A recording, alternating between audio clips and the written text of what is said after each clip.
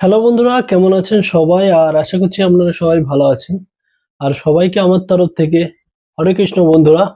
আর আজকে আমি আপনাদেরকে শোনাতে চলেছি যে গানটা, সেটা হচ্ছে এই পথ যদি না শেষ হয় তবে কেমন হতো তুমি বলো তো।